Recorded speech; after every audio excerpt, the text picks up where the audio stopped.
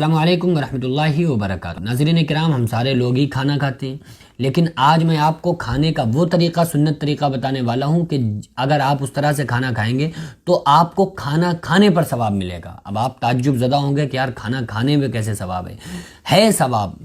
میں کھانا کھانے کی آپ کو سنتیں بتاتا ہوں، ہمارے نبی صلی اللہ علیہ وسلم کا طریقہ کیا تھا۔ اگر آپ اس طریقے سے بیٹھ کے اور اس اسٹائل میں کھانا کھاتے ہیں تو آپ کو کھانا کھانے پر اللہ تعالیٰ ایک ایک لقمے پہ آپ کو نیکیاں عطا فرمائے گا۔ یہ فرشتے آپ کے ایک ایک سنت ادا کرنے پہ سارے ثواب کو فرشتے لکھیں گے۔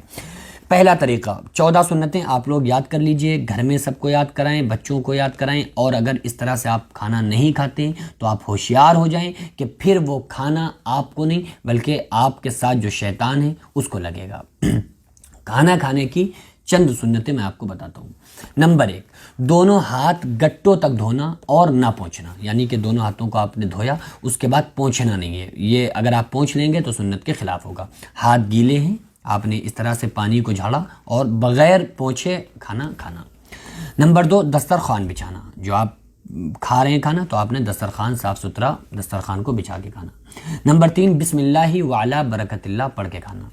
نمبر 4، دائیں ہاتھ سے کھانا، سیدھے ہاتھ سے، رائٹ ہینڈ سے کھانا، بائیں ہاتھ سے نہیں کھانا ہے، داہنے ہاتھ سے کھانا، سیدھے ہاتھ سے کھانا، یہ سنت ہے۔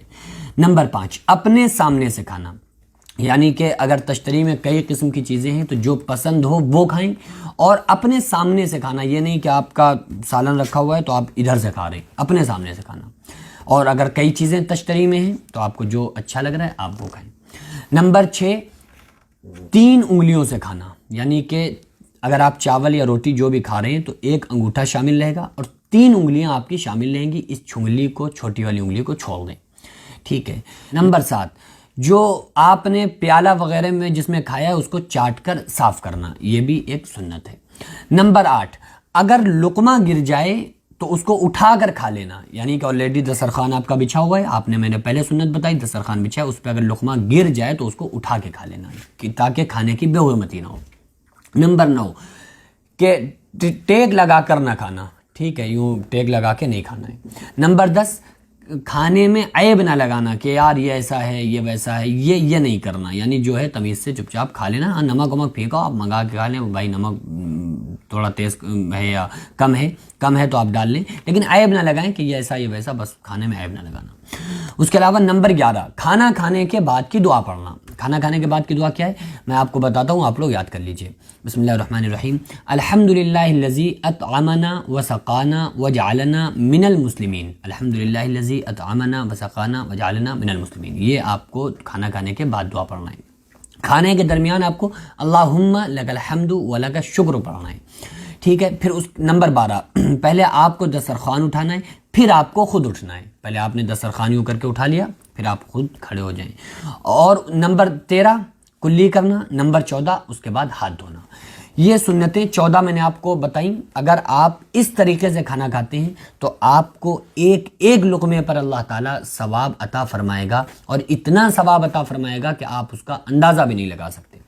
ہم لوگ جو آج ناکام ہیں، ناکامی کی سطح پر ہیں، اس کی اہم وجہ یہ ہے کہ ہم نے اپنے آقا جناب محمد الرسول اللہ صلی اللہ علیہ وسلم کے دین کو چھوڑا ہوا ہے، سنتوں سے ہٹے ہوئے ہیں۔ تو ہم کو سنت پہ آنا چاہیے، ہم کو آقا علیہ السلام کی ایک ایک سنت کو اپنی زندگیوں میں لانا ہے۔ انشاءاللہ تعالی اللہ تعالی ہمارے اوپر رزق کے دریچے کھول دے گا، اور ہم دنیا اور آخرت میں چین اور سکون سے رہ سکتے ہیں۔ آخرت میں بھی ہمیں چین رہے گا، دنیا میں بھی اللہ تعالیٰ پھر ہمیں ایک غیبی سکون عطا فرمائے گا، جس سکون کو آپ پیسے سے نہیں خرید سکتے، جس سکون کو آپ دولت اور عزت کے بیس پر، بلبوتے پر نہیں خرید سکتے۔